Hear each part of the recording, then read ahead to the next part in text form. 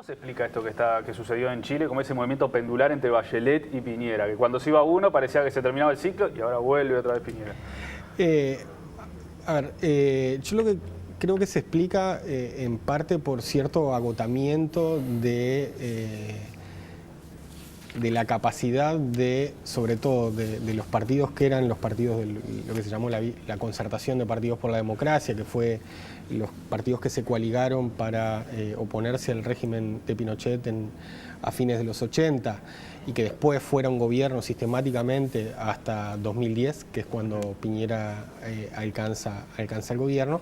Esos partidos están en un problema ya desde hace mucho tiempo, un problema que se evidencia en los bajos niveles de identificación con partidos que existen en Chile y en los bajos niveles que tenía de participación electoral. Si bien Chile tenía hasta hace unos años un sistema muy particular que era uno se registraba voluntariamente, uno podía ir a la Corte Electoral a sacar la credencial de manera voluntaria, si quería iba y si no quería no iba, pero una vez que iba tenía la obligación de votar. Esto fue un pergenio de Pinochet para asegurarse cierta legitimidad en el plebiscito del 88.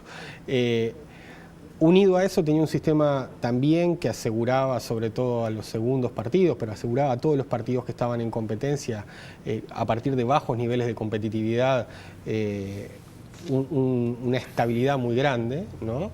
Y todo eso lo que fue generando fue un sistema de partidos que a pesar de ser muy estable, cada vez tenía menos raíces en la sociedad, ¿no? Es decir, votaba menos de un 30%, por ejemplo, de la gente que tenía entre 18 y 30 años en Chile cuando teníamos este sistema de registro voluntario y voto obligatorio. Y luego que cambia este sistema a voto voluntario, ¿no? Registro automático y voto voluntario, los niveles de participación en Chile son muy bajos. Entonces, de lo que estamos hablando es de un sistema que funciona con cierta estabilidad, que poco a poco se va a ir rompiendo, ¿no? Que ya se empezó a romper en esta elección, también a partir de ciertos cambios del sistema electoral, pero que no, esos partidos que aseguraban cierta estabilidad ya no son capaces de hacerlo, ¿no? Obviamente para el sistema político es un poco un tema tabú, pero el voto voluntario, me gustaría que habláramos un poquito sobre este tema. ¿A qué condiciones generales lleva un país que no obliga a sus ciudadanos a participar de las elecciones? Sí, toda la investigación comparada en el tema del voto voluntario es bastante clara en el sentido de que la no obligatoriedad del voto lo que lleva es a una sobrerepresentación de ciertos estratos sociales por sobre otros en la intención de voto. Y dicho más claramente, si el voto es voluntario, votan más los hombres, votan más las clases medias y altas, votan más las personas con mayores niveles educativos, votan menos los pobres, votan menos las minorías étnicas. En el caso de Estados Unidos es bien claro con afrodescendientes y latinos. Entonces, claramente el voto voluntario tiene un sesgo, ¿no? Es una institución que incorpora un sesgo muy grande en quienes participan más, porque se entiende que hay personas que tienen un costo para votar que es mayor que otras, y que la obligatoriedad del voto lo que hace es igualar eso. La obligatoriedad del voto hace que ese costo de alguna medida se diluye porque la elección se hace en un día que es feriado y el ser obligatorio las personas tienen, la obligación de ir a votar, obviamente. Pero claramente que el voto voluntario es una institución que genera problemas importantes en la distribución del poder en una sociedad. En las elecciones de Chile, por lo menos en la primera vuelta, fue la elección con menos votos, un poco más del 45% de los habilitados fueron a votar en Chile. Y vos el año pasado, acá en 7.000 millones, nos decías, antes de que se supiera si ganaba Guillier o si ganaba Piñera... Por suerte no dije nada. No dijiste nada. Me aguanté. Porque... Bien, zafaste. Pero lo que decías vos es que ganara quien ganara iba a tener un problema porque iba a representar a la mayoría de una minoría. Sí, eso está clarísimo, que esta elección, digamos, que este mandato que recibe Piñera para su segundo gobierno le presenta enormes desafíos, ¿no?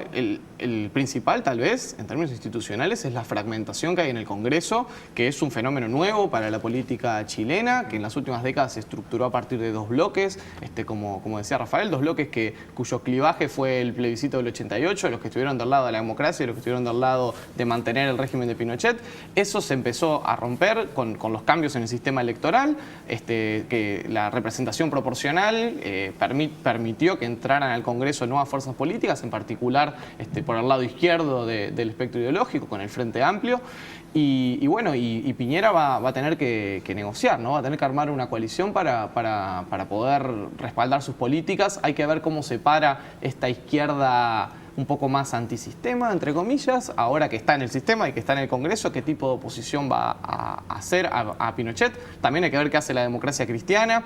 Hay integrantes de la democracia cristiana, que es el centro de la concertación, de la ex concertación, que parecen más dispuestos a transar cosas con Piñera. A Piñera se le dificultó mucho también, él como candidato que era de Renovación Nacional, que era el partido de la centro-derecha, se le complicó mucho en su primer gobierno para mantener a la derecha de la UDI, del pinochetismo duro, unido y detrás de sus políticas. El desafío es enorme. Muchas veces se destaca la política económica y básicamente la política comercial chilena, con esa gran apertura al mundo, esa cantidad de tratados comerciales que tiene, como un país que responde rápidamente a las oportunidades que se presentan a nivel internacional. ¿Cómo se da en la relación de los partidos políticos? ¿Hay una política de Estado que logra hacer que esa política comercial se lleve adelante, gobierne quien gobierne? ¿Cómo podemos analizar esa situación de Chile, ¿no? ¿Me dejas decir algo del voto voluntario antes? Claro, cómo no, con mucho gusto. A ver, sí, el voto voluntario tiene una defensa filosófica liberal muy importante, es decir, no tenemos por qué obligar a nadie a decidir sobre los asuntos políticos. Sin embargo, en sociedades de vuelta desiguales, sociedades menos desarrolladas, más pobres, el voto voluntario tiene muchos problemas, ¿tá? El primer problema es que multiplica todo lo que decía Mauro antes. Es decir, si en una sociedad desarrollada votan los que tienen más dinero, votan los hombres, en una sociedad subdesarrollada eso pasa mucho más, ¿tá? Lo segundo es que también cuando el voto es voluntario, las decisiones políticas muchas veces, y sobre todo lo conocemos en América Latina, donde abundan las prácticas clientelares, bueno, el clientelismo se transforma en una herramienta muy útil para cambiar resultados electorales. Porque uno de los problemas que tiene el clientelismo es que es el monitoreo, es decir, yo te doy algo a cambio de tu voto, pero si vos tenés obligado a ir a votar, ¿no? Es difícil que yo pueda monitorear qué es lo que vos vas a hacer. Claro. En este caso, yo puedo comprar que la gente no vaya a votar, ¿no? Si es libre no ir a votar. Y eventualmente, si la gente no iba a ir a votar porque ya está totalmente alienada o indiferente del sistema, es mucho más fácil confiar en que van a hacer lo que yo quiero que hagan, ¿no? Entonces, me parece que si el voto voluntario puede ser una opción, aunque tiene los problemas que dice Mauro para sociedades bastante igualitarias, en sociedades que son desiguales como las nuestras, es prácticamente un crimen contra la democracia, de mi punto de vista. Respecto a la otra pregunta que me hacías. Política comercial. Yo creo que no es solo la política comercial, hay muchas áreas de lo que uno puede pensar que es lo que se da en llamar el modelo chileno, sobre los que hay un acuerdo, digamos, relativamente importante entre lo que era la élite política chilena hasta estas elecciones, digamos, ¿no? Que excluye a la nueva formación que es el Frente Amplio, de este acuerdo tácito sobre algunas cuestiones que unas de ellas son política comercial, pero otras son, por ejemplo, regulación de relaciones laborales, ¿no? Una de las reformas más importantes de este segundo periodo de Bachelet es poder recién, luego de una cantidad enorme de años, desde los 90 hasta ahora, avanzar en algo en la legislación de derechos colectivos. Chile había avanzado mucho en la legislación de derechos individuales de trabajo, pero muy poco, prácticamente nada, en términos de derechos colectivos.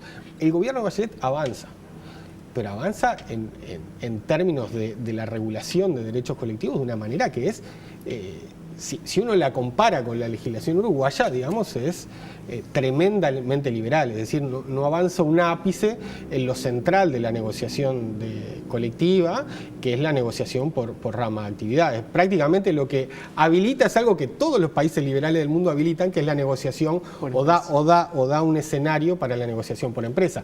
Pero eso habla también de ese consenso respecto a un modelo que va mucho más allá de las relaciones comerciales, sino que también implica la forma de estructurar sobre todo la economía y la relación entre economía y bienestar, ¿no? Que empieza a crujir, ¿no? Con algunas cosas, como por ejemplo las movilizaciones en términos de educación y las movilizaciones en términos de el sistema previsional.